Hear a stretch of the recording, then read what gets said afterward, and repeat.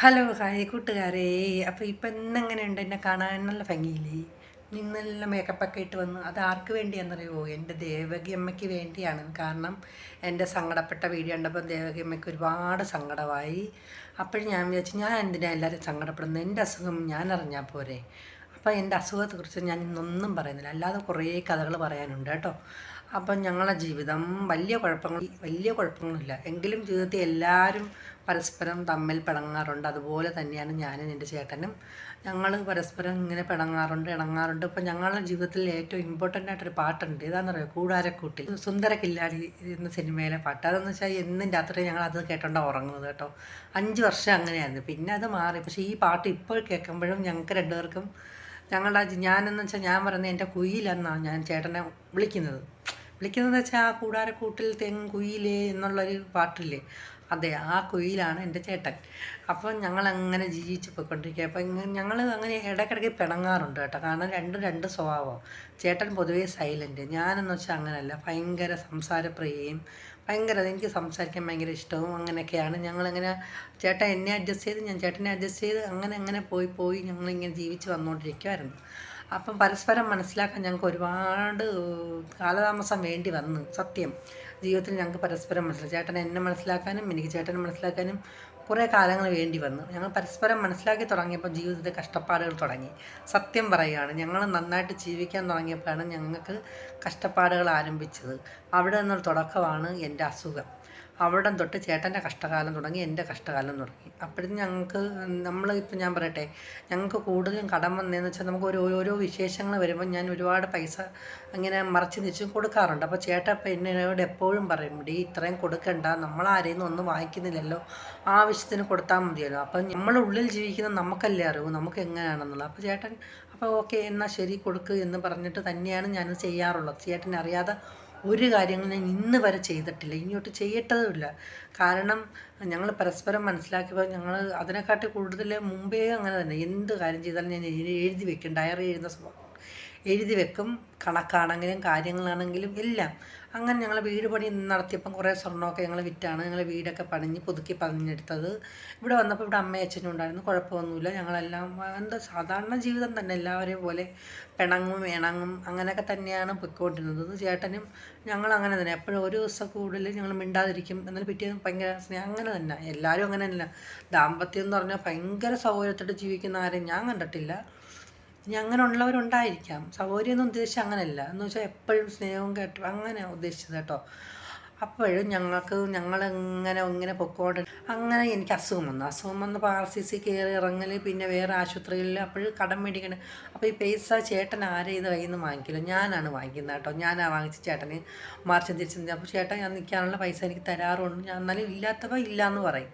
അപ്പം ഞാൻ വീണ്ടും എനിക്കത് മറക്കേണ്ടി വരും. അങ്ങനെ ഞങ്ങളുടെ ഫ്രണ്ടിലത്തെ 3 സെൻറ്റ് കൊടുക്കേണ്ടി വന്നു. അപ്പം നമ്മൾ സങ്കടം വരുമ്പോൾ നമ്മൾ ഏറ്റവും കൂടുതൽ അടുക്കുന്നവരുണ്ടല്ലോ, നമ്മൾക്ക് പറയാം എന്ന് തോന്നുന്ന കാര്യങ്ങൾ നമ്മൾ ചെന്ന് അവരോട് പറയും. പക്ഷേ പിന്നീടത് നമുക്ക് തന്നെ ഭാരമായിട്ട് വരും. അതുകൊണ്ട് നിങ്ങളാണെങ്കിൽ ശരി, നിങ്ങളെ വീട്ടിൽ എത്ര പേരുണ്ട്, ഇപ്പോൾ 4 പേരുണ്ടോ 3 പേരുണ്ടോ, അതിലെന്തെല്ലാം കാര്യം കൊണ്ട് നിങ്ങൾ മാത്രം അറിയുക, വിശ്വസിച്ച് ഒരു മനുഷ്യരുടെ അടുത്തും പറയാതിരിക്കുക.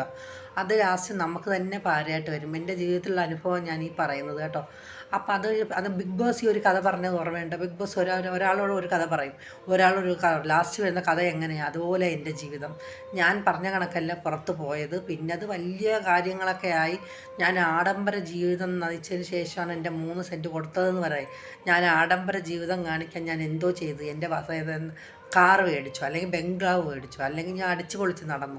ഞാനിടുന്ന മേക്കപ്പ്, എനിക്ക് സുജ എന്ന് പറഞ്ഞൊരു കൂട്ടുകാരിയുണ്ട്, അവളെ ഭർത്താവ് ഗൾഫിലാണ്. അവളെ മേക്കപ്പ് സെറ്റ് എനിക്ക് കൊണ്ടുതരാറുണ്ട്. ഞാനിങ്ങനെ ഫുള്ള് മേക്കപ്പ് ഇടും. ഇതാണ് എൻ്റെ ആഡംബരം. പിന്നെ ഞാൻ ഉപയോഗിക്കുന്ന ഫാൻസി ഐറ്റംസ് കൂടുതലും കൂട്ടുകാരികളും പിന്നെ ഞാൻ വാങ്ങിക്കാറുണ്ട്. അതിനൊന്നും വലിയ പൈസയൊന്നും ആവത്തില്ല, 10-20 രൂപ. പിന്നെ എൻ്റെ മകൾക്ക് ഞാൻ അവളാണെങ്കിൽ ഇടാറില്ല, കമ്മലിടാറില്ല. ഞാൻ അങ്ങനെ അവൾക്ക് വേണ്ടി വാങ്ങി 40 ലിപ്സ്റ്റിക്ക്, അതിന് കൂടിപ്പോയാൽ 50 രൂപ. ഇതാ ഞാൻ ആഡംബര ജീവിതം നയിക്കുന്നതെന്ന് പറയുന്നത്. പിന്നെ ഞങ്ങൾ ഡ്രസ്സ് വാങ്ങിക്കുന്ന എല്ലാം ഇൻസ്റ്റാൾമെൻറ്റാണ്. എനിക്കത് പറയുന്ന നാണക്കേടൊന്നുമില്ല കേട്ടോ. എല്ലാവരും പറയുന്നത് ആഡംബര ജീവിതം നയിച്ചിട്ടാണ് അവളെ വസ്തു വിൽക്കേണ്ടി വന്നത് എന്ന് പറഞ്ഞ് കേട്ട്. അപ്പോൾ അതിനൊരു മറുപടി കൊടുക്കണമല്ലോ. പിന്നെ എനിക്ക് പറയാനുള്ളതെന്ന് വെച്ചാൽ, ഇപ്പോൾ ഞങ്ങൾ ഒരുപാട് സങ്കടത്തിലാണ്. കാര്യം എന്ന് വെച്ചാൽ എൻ്റെ അസുഖം ഞങ്ങളെ തളർത്തിക്കളഞ്ഞു. കടം ഞങ്ങൾക്ക് കുറേയൊക്കെ വീട്ടാൻ കഴിഞ്ഞ്. എങ്കിലും ഉണ്ട്, കടമില്ലെന്നല്ല, ഉണ്ട്. അത് ചേട്ടന് നന്നായിട്ടുണ്ട്. ചേട്ടൻ എന്നെ മനസ്സിലാക്കിയതോടെ ഈ ലോകത്ത് ആർക്കും എന്നെ അറിഞ്ഞൂടാ. അതുകൊണ്ട് ആരും എന്നെ വിലയിരുത്താൻ വരണ്ട. അതാണ് എനിക്ക് പറയാനുള്ളത്. കാരണം എന്നെ അറിയാവുന്ന എൻ്റെ കൂടെ ജീവിക്കുന്നവർക്ക് അറിഞ്ഞാൽ പോരെ. ഇപ്പോൾ എല്ലാവരെയും സന്തോഷിപ്പിച്ച് ജീവിക്കണമെന്ന് എനിക്ക് ആഗ്രഹമില്ല. പിന്നെ ഒരു കാര്യം, എൻ്റെ അസുഖം യൂട്യൂബിലൂടെ മാത്രമല്ല, അല്ലാതെ അറിയുന്നുണ്ട് എല്ലാവരും. ഞാൻ യൂട്യൂബ് തുടങ്ങിയിട്ട് 2 വർഷം ആവുന്നേ ഉള്ളൂ. ഓരോരുത്തർ പറയുന്നത് യൂട്യൂബിൽ ഞങ്ങൾ കാണാറില്ല, അതുകൊണ്ട് നിങ്ങളെ കാര്യമൊന്നും ഞങ്ങൾ അറിയാറില്ല. അറിയണ്ട. പക്ഷേ ഇന്ന് വരെ എന്നെ കാണാൻ വരാത്തവർ ഇനിയും വരണ്ട കേട്ടോ. ഇനി ഞാൻ മരിച്ചെന്നറിഞ്ഞാലും ഞാൻ മരിക്കത്തില്ല. കാരണം എനിക്ക് ആയുസ്സുണ്ടെന്ന് എൻ്റെ ദൈവം എനിക്ക് കാണിച്ചു തന്നിട്ടുണ്ട്. എനിക്ക് ദൈവത്തെ ഞാൻ വിശ്വസിക്കുന്നവളാണ്. അപ്പോൾ ആ ദൈവം എന്നെ കാക്കുമെന്ന് എനിക്കറിയാം. എൻ്റെ മക്കൾ രക്ഷപ്പെടും. അങ്ങനെ ഞങ്ങൾ നല്ല രീതിയിൽ വരും. പിന്നെ കുറച്ച് കഷ്ടപ്പാടുണ്ട്. പിന്നെ എൻ്റെ അസുഖത്തെ ഇപ്പം ഞാൻ പറയുന്നില്ല, കാരണം കുറച്ച് കാര്യങ്ങൾ നിങ്ങൾക്ക് പറയണമെന്ന് തോന്നി, അതുകൊണ്ട് വന്ന് പറഞ്ഞു. ഞാൻ ആകപ്പാട് ചെയ്യുന്ന ഈ മേക്കപ്പ് ഇട്ടിറങ്ങുന്നതാണ്. പിന്നെ നല്ല ഡ്രസ്സ് ചേട്ടൻ എനിക്ക് ഇൻസ്റ്റാൾമെൻ്റ് ആയിട്ടാണ് വാങ്ങിച്ചിരുന്നത്. പിന്നെ ഞാൻ ജോലി ചെയ്യുമ്പോൾ അപ്പുറത്തെ കടയിൽ നിന്ന് വാങ്ങിക്കും, ഇൻസ്റ്റാൾമെൻ്റ് ആയിട്ട് ചേച്ചിക്ക് ഉള്ളതാണ് കൊടുത്താൽ മതി. അങ്ങനെയൊക്കെ ഡ്രസ്സുകൾ വാങ്ങിച്ചു പോയി. പിന്നെ ഞാൻ പറയുന്നില്ല കൂടുതൽ കാര്യങ്ങളൊന്നും.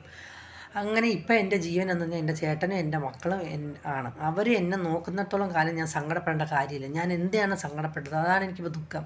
ഞാൻ എന്തിനാണ് സങ്കടപ്പെട്ട് വീഡിയോ ഇട്ടത്? കാരണം ഇവർ 3 പേരും കട്ടക്ക് എന്നെ നോക്കുന്നുണ്ടല്ലോ, വേറെ ആരും നോക്കില്ലെങ്കിലും. പിന്നെ മരണപ്പെട്ട് കഴിഞ്ഞാൽ കൂട്ടത്തോടെ വന്ന് കരയുകയോ കൂട്ടത്തോടെ വന്ന് കെട്ടിപ്പിടിക്കുകയോ അതൊന്നും വേണ്ട കേട്ടോ. അതൊക്കെ ജീവിതത്തിൽ വെറും പൊള്ളയാണ്. നമ്മൾ ജീവിച്ചിരിക്കുമ്പോൾ ചിരിക്കുന്നവർക്ക് മാത്രമേ നമ്മളെ വന്ന് കാണാനും നമ്മുടെ അടുത്ത് സ്നേഹിക്കുന്നവർക്ക് മാത്രമേ അർഹതയുള്ളൂ. അതുകൊണ്ട് ഞാൻ ഇതെനിക്ക് തുറന്നു പറയുന്നത്, ഞങ്ങൾ 3 പേര് മതി. ദൈവം ഞങ്ങൾക്കിനി എന്തൊക്കെ തന്നാലും ഞാൻ അനുഭവിക്കാൻ ഞാൻ തയ്യാറാണ്.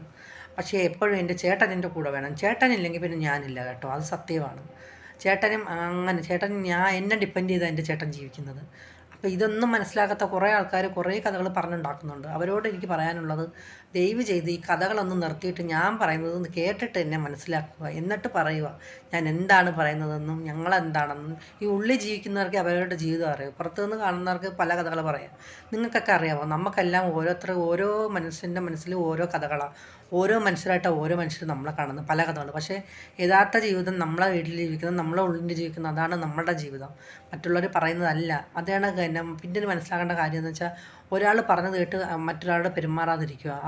അവർ നമ്മളടുത്ത് എങ്ങനെ സഹകരിക്കുന്നോ അതുപോലെ നമ്മൾ പെരുമാറുക. അതാണ് എനിക്കതൊക്കെ എന്നെ സങ്കടപ്പെടുത്തിയ ഒരുപാട് കാര്യങ്ങളുണ്ട്. ഞാൻ എല്ലാം ഇനി തുറന്ന് പറയും, ആരാണ് എന്താണെന്ന്. ഇപ്പോൾ പറയുന്നില്ല, ഇപ്പോൾ ഇത്രയേ പറയാനുള്ളൂ. ഞങ്ങളെ സങ്കടത്തിൽ കൂടെ നിന്ന് എല്ലാവർക്കും ഒരുപാട് നന്ദിയുണ്ട്. പിന്നെ ഒരുപാട് സഹായിച്ചവരുണ്ട്, അവർക്കൊക്കെ ഒരുപാട് നന്ദിയുണ്ട് കേട്ടോ. എത്ര പറഞ്ഞാലും തീരാത്ത നന്ദിയുണ്ട്. കാരണം എൻ്റെ അസുഖമാണ് എന്നെ തളർത്തിയത്. എനിക്ക് എന്ത് ജോലി ചെയ്തും ജീവിക്കാനുള്ള ഒരു ദൈവം ഒരു കരുത്ത് തന്നാൽ ഞാൻ ജീവിക്കും. എൻ്റെ ചേട്ടന് വയ്യാതായത് കൊണ്ടാണ് എനിക്ക് ആ വീഡിയോ ഇടേണ്ടി വന്നതും. ആ വീഡിയോ ഇട്ടത് ഒരുപാട് പേർക്ക് കുറച്ചിലായിട്ട് തോന്നി. അവരോട് പറയാനുള്ളത്, ഞങ്ങൾ അത്ര കഷ്ടപ്പെട്ടത് കൊണ്ടാണ് എനിക്കത് ഇടേണ്ടി വന്നത്, അല്ലാതെ ആരെ അപമാനിക്കാനോ ഒന്നിനും വേണ്ടിയിട്ടല്ല. ഞങ്ങൾ ആർഭാട ജീവിതം നയിച്ചെന്ന്. എന്ത് ആർഭാട ജീവിതമാണെന്ന് വെച്ചാൽ, ഞങ്ങൾ ഈ കൊറോണ മുതൽ ഇപ്പം വരെയും ഞങ്ങൾ റേഷനരി തന്നെ കഴിക്കുന്നത്. പിന്നെ ഫുഡിന് ചേട്ടൻ കുറവൊന്നും കാണിച്ചിട്ടില്ല. പിന്നെ ഞങ്ങൾ പട്ടിണി കിടന്നിട്ടുണ്ട്, ഇല്ലെന്നല്ല. കുറേ നാൾ ഞങ്ങൾ പട്ടിണിയല്ല, ഈ നമ്മൾ റേഷനരി കഞ്ഞി കുടിച്ച് കിടന്നിട്ടുണ്ട്. ലാസ്റ്റ് നമുക്ക് മടുത്തിട്ട് കഴിക്കാതെ വരെ കിടന്നിട്ടുണ്ട്. അങ്ങനെയും കിടന്നിട്ടുണ്ട്. അതും എൻ്റെ മക്കൾ അനുഭവിച്ചതാണ്, ഞാനും അനുഭവിച്ചു, ചേട്ടനും അനുഭവിച്ചതാണ്. അപ്പോൾ അതെനിക്ക് തുറന്നു പറഞ്ഞതിന് ഒരു കുഴപ്പമില്ല. ആരുടെ മുന്നേ എന്നിട്ടും കൈ നീട്ടിയിട്ടില്ല ഞങ്ങൾ. പക്ഷേ വയ്യാതായിപ്പോയി. അതിനുശേഷമാണ് കൈ നീട്ടാൻ തുടങ്ങിയത്. പക്ഷേ അത് മേടിക്കുമ്പോൾ എൻ്റെ ഉള്ളിൽ എന്തുമാത്രം വേദനിക്കുന്നതെന്ന് ചേട്ടനും അറിയാം. ചേട്ടന് നന്നായിട്ട് ഒരാളെ നിന്ന് മേടിക്കുന്ന ചേട്ടന് ഇഷ്ടമല്ല. ചേട്ടന് പൊതുവേ കടം വാങ്ങിക്കുന്നത് ഇഷ്ടമല്ല. എന്നിട്ട് പോലും ഇങ്ങനെ മേടിക്കുന്നപ്പോൾ ഒന്ന് ആലോചിച്ച് ആ മനുഷ്യൻ്റെ മനസ്സ്. എന്നിട്ടും ഞങ്ങളെ സങ്കടപ്പെടുത്തിക്കൊണ്ടിരിക്കുന്നിടത്ത് ഞാൻ പറയുകയാണ്, ഇനിയെങ്കിലും ഒന്ന് മനസ്സിലാക്കാൻ ശ്രമിക്കും. പക്ഷേ ഇനിയും വരരുത് കേട്ടോ ആരും. എനിക്കിഷ്ടമല്ല. കാരണം എന്ന് വെച്ചാൽ, എന്നെ സങ്കടപ്പെടുത്തിയവരാരെ കാണാൻ എനിക്കിനി ഇഷ്ടമല്ല, താല്പര്യമില്ല. ഞാൻ മരണപ്പെട്ടാൽ മരണപ്പെടട്ടെ. എൻ്റെ മക്കൾ, എൻ്റെ ചേട്ടൻ, അവർ ജീവിച്ചോളും. ആരെയും ശല്യപ്പെടുത്താതിരുന്നാൽ മതി. എനിക്ക് ഇത്ര എന്തായാലും പറയണം. ഇനി ആരൊക്കെ ഇനി എന്തൊക്കെ പറഞ്ഞാലും ഞാൻ അനുഭവിക്കുന്ന സങ്കടം ഞാൻ അനുഭവിക്കുന്നതാണ്, അല്ലേ? അത് മറ്റൊരാൾക്ക് പറഞ്ഞാലും മനസ്സിലാകത്തില്ല. മനസ്സിലാവുന്നവർ മനസ്സിലാക്കുക. ഇത്രയേ ഉള്ളൂ പറയാൻ. പിന്നെ ഇപ്പം ഞാൻ ഹാപ്പിയാണ് കേട്ടോ. പിന്നെ തൊണ്ടയ്ക്ക് അതൊക്കെ ഞാൻ പിന്നെ പറയാം. നാളെ ഹോസ്പിറ്റലിൽ പോയിട്ട് അവിടുത്തെ കാഴ്ച കാണിച്ചിട്ട് വന്നിട്ട് ഞാൻ ഹാപ്പിയായിട്ട് പറയും എന്നാണ് എൻ്റെ ഓപ്പറേഷൻ, എന്നെല്ലാം ഞാൻ പറയുന്നതായിരിക്കും. എനിക്ക് എന്താണ് അസുഖമെന്നും അതൊക്കെ പറയാം. അപ്പോൾ ഇത്രയും എനിക്ക് പറഞ്ഞില്ലെങ്കിൽ എൻ്റെ മനസ്സിനകത്തിരുന്ന് ഭയങ്കരമായിട്ട് വിങ്ങുന്നു. വിങ്ങാൻ കാരണം എനിക്ക് സങ്കടം വന്നു. അപ്പം എനിക്ക് പറഞ്ഞു കഴിഞ്ഞാൽ എനിക്കതങ്ങ് മാറും കേട്ടോ. ചേട്ടനെ കൊണ്ട് പിടിക്കുക എന്താ എടുക്കാൻ പറ്റുമെങ്കിൽ എനിക്ക് ഭയങ്കര സങ്കടം കേട്ടോ. അവർക്ക് നടുവേദനയില്ലേ. പിന്നെ മോനും 18 വയസ്സുള്ള കുഞ്ഞു നമ്മളെ പൊക്കിയെടുക്കുക എന്ന് വെച്ചാൽ അതൊക്കെ ഭയങ്കര സങ്കടമുള്ള കാര്യങ്ങളാണ്. എൻ്റെ മോളാണെങ്കിലും ഇനി അവർ എന്ത് തെറ്റ് എന്നോട് കാണിച്ചാലും ഞാൻ പൊറുക്കും. കാരണം അത്രത്തോളം അവരെന്നെ നോക്കിയിട്ടുണ്ട്. ഇവർ 3 പേരും. എനിക്കത് മതി. അത്രയേ എനിക്ക് പറയാനുള്ളൂ.